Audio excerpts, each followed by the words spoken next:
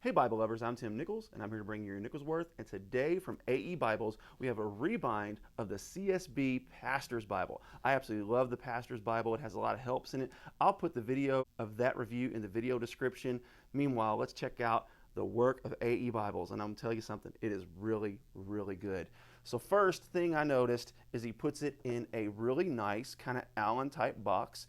It gives you some of the specs. It gives you that it's a CSB Pastor's Bible. It is in purple, actually more like violet Sully goat skin, and has a cognac lambskin liner. It has three very beautiful ribbons. I do believe these are Ribbon Bazaar ribbons. He does use Beresford's on request. I love that he left them nice and long. I love that the purple accents the purple cover. I don't know if you can catch how beautiful that purple is because the camera tends to focus on the blue, but trust me, this is a beautiful, nice purple Bible. Just to give you a comparison, this is the Zondervan NRSV purple Bible, and you see how that one kind of has more of a burgundy look on camera. That is actually purple, but it really gives you an idea of how bright and beautiful the purple is on this. So now let's take a look at the work of AE Bibles, and he has some very interesting approaches. So first, let's take a look at the Threadwork. The Threadwork is really nice and beautiful, but you'll see that he uses a very, very small, fine thread. Some of the other rebinders that you'll see, they use more of a thick thread, but he chooses to use a small, tight, like the holes are really close together. It gives it a really nice and tight look. So I really like that. I love that he used the silver thread to accent the silver stamping with the Holy Bible on the cover. And then his spine work is exquisite. Check out the tool work on those hubs. He's got 1, 2, 3, 4, 5 raised hubs. Holy Bible, Christian Standard Bible with the Holman name on the bottom there. I actually thought that was really cool that he put his logo on the back rather than on the spine. That's just an interesting and a unique touch. This has what is called a generous yap. This is not a full yap Bible. If you're going to have a larger Bible like this one and a thicker Bible, I actually prefer more of a generous yap over a semi-yap or a full yap because it just doesn't look as sloppy. Sometimes those big full yaps can look rather sloppy. So now let's take a look at the liner. I'm going to show you a couple interesting features that AE does that I've never seen done before.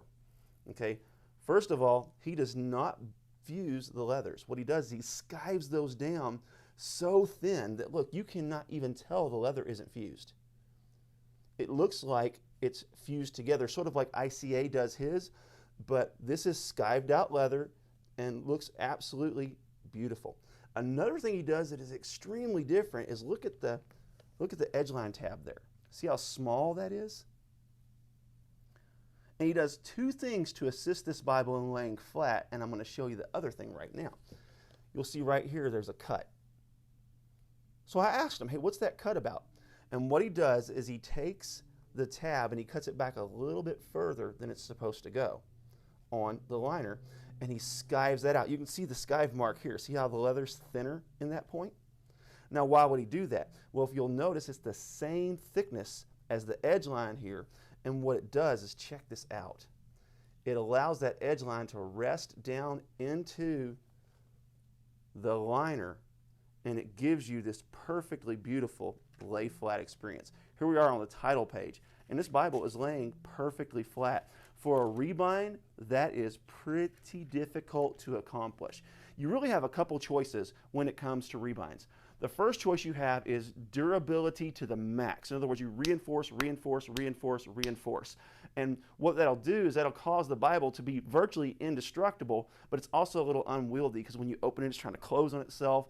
And some of you have probably seen Bibles like that. What Adrian at AE does is he wants to give us the structure, the durability as much as possible, but he also wants the Bible to be usable and to lay flat. Because if you're a person that keeps your Bible in the pulpit like me, it can be very frustrating in Genesis to be at the point where you are trying to keep your Bible laying flat and it's just closing on you. So this is really excellent considering this is a Bible designed for pastors.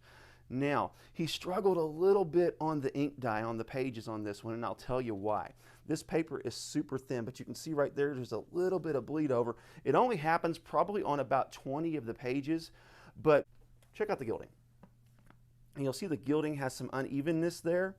And in this uneven spot is where the bleed through is. So I think what happened is the gilding isn't as thick in some of the places, and it caused the ink dye to kind of bleed into the pages just a little bit. Again, when you look, most of them are beautiful like this, just absolutely perfect. He did a beautiful job on it, but sometimes when you do ink dye, there are some risks depending on the type of text block that you use. I highly recommend that if you get a rebind done, that you check the gilding, make sure it's good and even, make sure it's good and thick, because this is a difficult process. Rebinders will tell you all the time how difficult it is to get that ink dye just right. I have looked at AE's work on several other Bibles, and his ink dye process is flawless. So this one was a struggle, number one, because it's a cheaper block. It is kind of a cheap paper, and the gilding isn't quite even. So those are a couple of factors you really want to make sure you consider when you're getting something Rebound. But this cognac liner is just simply beautiful. I love that he cut this edge here